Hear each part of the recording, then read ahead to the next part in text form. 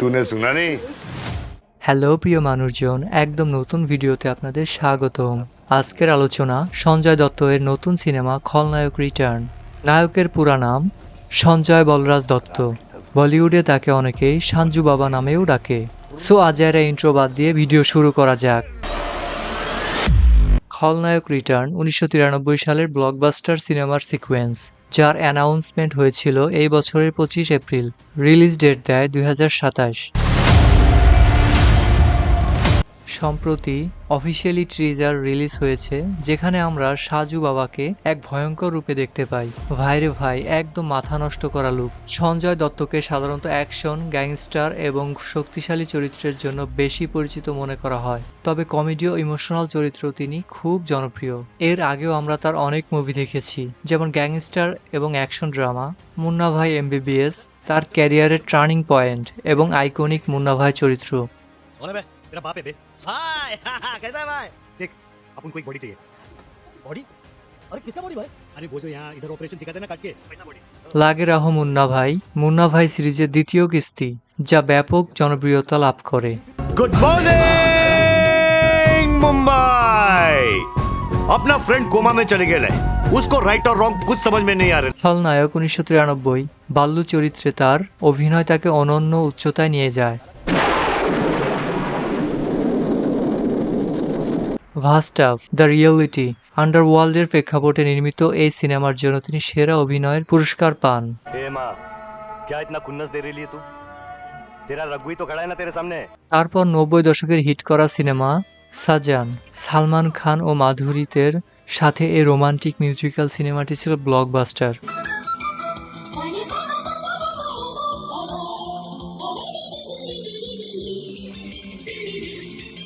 আরেকটা হলো সাদাত। পূজা ভাটের সাথে থ্রিলার সিনেমাটি দারুণ ব্যবসা করে। আধুনিক সময়ের হিট মুভি যেমন কেজিএফ চ্যাপ্টার 2 অধীরা চরিত্রে তার খলনায়ক অবতার বিশ্বব্যাপী প্রশংসা কুড়িয়েছে।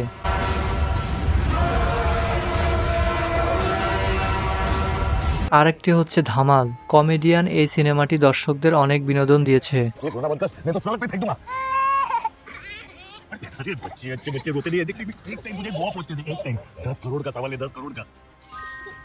তবে সেগুলো বলিউডে হিট হলেও এটা হবে অবিশ্বাস্য হিট। এখানে আমরা তাকে দেখতে পাই আরও ড্রাগ এবং পাওয়ারফুল লুকে। যেহেতু খলনায়ক রিটার্ন 1993 এর ব্লকবাস্টার সিনেমার সিকোয়েন্স, তাই এটি নিয়ে দর্শকদের প্রত্যাশা হবে আকাশচুম্বী। সিনেমায় এখন পর্যন্ত পাওয়া তথ্য অনুযায়ী এটি কেমন হতে পারে তার একটি ধারণা দেয়া হলো। গল্পের সম্ভাব্য মোড়, বাল্লুর প্রত্যাবর্তন।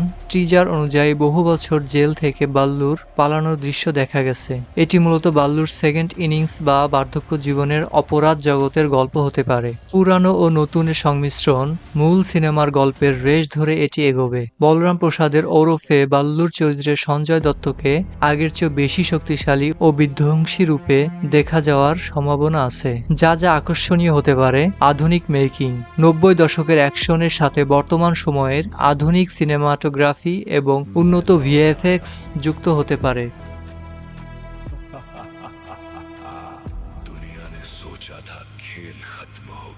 আইকনিক মিউজিক, চলে কে পিছে বা নায়ক নেই খলনায়ক হুমে,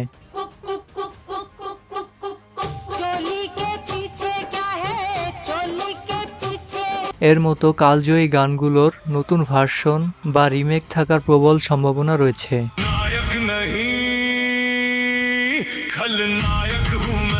কেজিএফ 2-তে অধীরা চরিত্রের অভিনয়ের পর সঞ্জয় দত্ত এখন নেতিবাচক বা ড্রাগ চরিত্রের আগের চেয়েও বেশি জনপ্রিয়, তাই তার অভিনয় হবে এই মুভিটির মূল চালিকা শক্তি। এই মুভির চ্যালেঞ্জগুলো কি কি হতে পারে? মূল সিনেমার সাথে তুলনা। সুভাষ ঘাইয়ের মূল মুভিটির একটি কাল্ট ক্লাসিক, সেই মান বজায় রাখা নির্মাতাদের জন্য বড় চ্যালেঞ্জ হবে।